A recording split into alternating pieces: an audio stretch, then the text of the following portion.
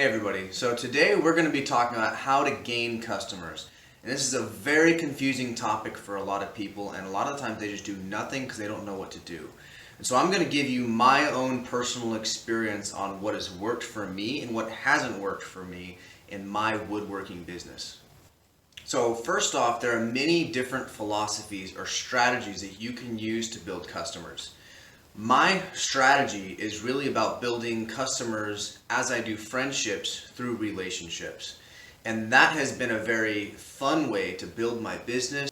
It hasn't felt a whole lot like work. It usually means you're going to enjoy the people you're doing business with more, and it also is kind of organic, so you can really focus on being a craftsman, and then the business will kind of build itself along with you as long as you follow these steps. So before we get into the bulk of the content, I think YouTube Studio says that I only have about 5% of the people who watch my videos subscribed. So 95% of you people watching this video right now are not subscribed, which is crazy to me. So please, I would ask you for a favor and hit the like button and subscribe. And let me know in the comment section if you've tried any of these, if you've had trouble growing customers, or if you use a different strategy that's working well for you. Now there's a lot of videos out there talking about how to sell, and there's a lot of books out there by very successful, wealthy people talking about how to sell. And every industry and every platform has slight differences in it. For example, if you're going to be selling online, your strategy may be very different from what this strategy will be for building a woodworking business based on relationships. But what's most important is you find a sales strategy that you like and you stick with it. Now my business strategy of how I acquire customers has really just been one simple thing. It's been to increase the amount of people that know me, and then to give them the ability to be converted over into customers on their own without me having to hound them or feel sleazy about it.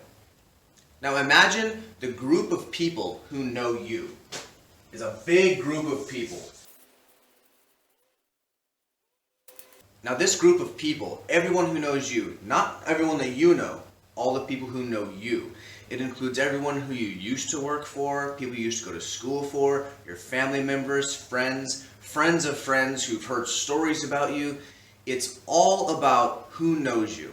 And in my experience, only about 2 to 5% of the people that I know have been converted into woodworking customers. So out of this big group, I'm going to drop this down into a smaller window,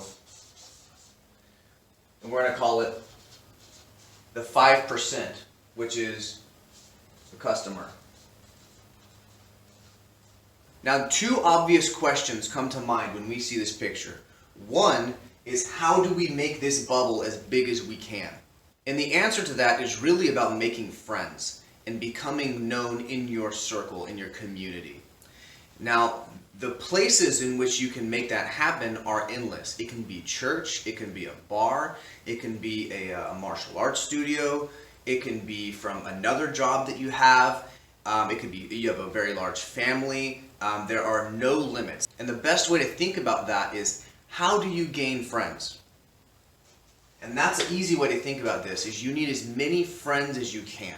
You need to grow your circle, and if you're not around a lot of people in your day, let's say you're in a day job that requires you to be in a really small circle of people, and you don't even really like them, well then you're going to need to go out of your comfort zone, and you're going to need to get around people, and you're going to need to be friendly and make friends. And there's really no other way to say it. You need to get around people like you and make friends.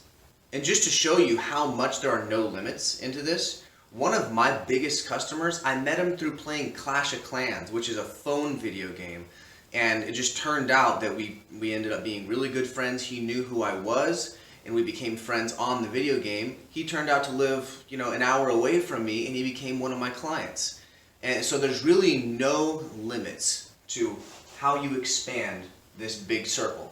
And the second question that comes up when we see this is, how do we convert people over from the big circle to the little circle without pissing everybody off? Nobody wants that person in the family or their friend group who is always trying to get them to buy something or to use them to get ahead. You don't want that to be your strategy. You want to serve people, and you want people to come to you and know that you are willing to serve them if they're looking for something that you're willing to sell them. And it's a very different feeling in the relationship. So there are three things that I know of that have worked for me to convert people over from this big group to this small group. One is that people have to like you. Someone might know who you are. For example, there's a lot of people with really bad reputations out there who a lot of people know them. But if nobody likes you, if they don't want to do business with you, you're not going to get them to convert over from this big group to this small group. You need to be likable, you need to be friendly, and you need to make sure you're treating people with respect. Number two is that people have to trust you. Someone might know you and they might love you, but if they don't trust your integrity, that you're going to be responsible with their money and with the deal that you're making for them, and that you can carry that through, then they're not going to be a customer of yours. And number three is that they need to be impressed by you. Now this third one of being impressed by you, it's not just being impressed by your overall person, it's actually being impressed by you in your field. So for me in woodworking, I might have a lot of people who know me, who like me, and who trust my integrity, but if they don't know that I'm a good woodworker, they're just simply not going to know to call me when they need some woodwork done. So that's very important that you let it be known that this is what you do, you love what you do, and you're good at it without being a cocky jerk. And this is actually a great time to talk about social media. There's a lot of information out there about social media and how to grow your business, and again, it all seems very complicated, and it seems kind of like a magic trick that people are trying to teach you how to do with your social media. Well, I have a different way that I go about social media. I only have one, and I have a Facebook page. I have a Facebook business page where people who already know me can learn to be trusting of me, can learn to like me, and learn to be impressed by me. And that's a good way to think about your social media as a tool. Don't try to use it as, oh, this is going to be the thing that's going to carry my customers to really flock into me. This is what's going to transform my business. It's really not. But you want to use it. If you have it, and you don't even really need it, it's just a tool, exactly like a photo book would be. To say, hey friends, this is what I've done, check it out. And you can have that conversation in person with somebody and actually have a much stronger connection with somebody than you can on social media. The only benefit of social media is you can carry that conversation on, well, it's not even really a conversation, that output of information to a lot more people than you can in a personal conversation. But the personal connections are always stronger.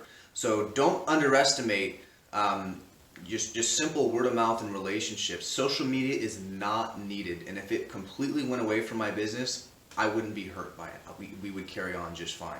But social media is a great place on a Facebook page, for example, for me, where I can post pictures of projects that I've done, whether it be cabinet or furniture builds, and people could just see it and just keep it in their mind without me having to actually send them a text message or see them too frequently all the time. They're just like, oh, that's cool, Mike did that. They don't even need to comment. But just the fact that it's being in their mind of, wow, Mike can do some really good woodwork. That's really cool. So that when it's time for them to have some woodwork done for themselves, I come to mind, and then on Facebook, they can get a hold of me through Facebook Messenger instead of knowing my phone number, because some people that I know don't know my phone number. So it's a tool that you use in establishing these three rules of converting someone over from the big pool to the little pool. Now, everything on this board can be really dissected into hours and hours of in-depth information. You can find books on just one of these subjects. But this is the basics, and this is what I always come back to. And I think it's important to have a good foundation in the basics, that when something's wrong, go back to the basics, see what's happening. It might just be that you are a very impressive guy, and people know you, who do know you. They know that you do a great job, and they trust you, and they like you. You might just not know enough people. So whenever something isn't working and you say, man, I don't have enough work going on right now, the problem is going to be found in one of these. It's going to be in the big circle or converting them over into the small circle through one of these. So a couple of finishing points on these. For one, don't sell unwanting people. And this is a rule not just for people in your family who might have the money to purchase what you want. It also goes to say, if you know someone is looking for furniture and they don't call you, don't be mad about it. Don't try to sell them or guilt them about why they didn't purchase from you. And if they are fully aware that you do furniture and they don't ask you, don't pressure them about it. It's okay to be like, hey, well, if you don't find anything at the store that you're looking for, if you want something a little bit more custom than that, just let me know. Or even if you're starting out, just to say, hey, just letting you know, if you find something that you like and you want it to be hand built, I'd love to, give it a shot at recreating something if you find something that you like. And if you need the money, you need the experience. It's okay to just say, yeah, I'll try to just match it for the exact same price that you get it over there. But yeah, it'll be handmade by me, and I'd love to build you a piece of furniture. So it's okay to let people know that you're willing to do it, but don't pressure them. You're just going to destroy all your relationships, and ultimately you're going to take the people that like you and trust you down, and you're gonna make this customer base even smaller.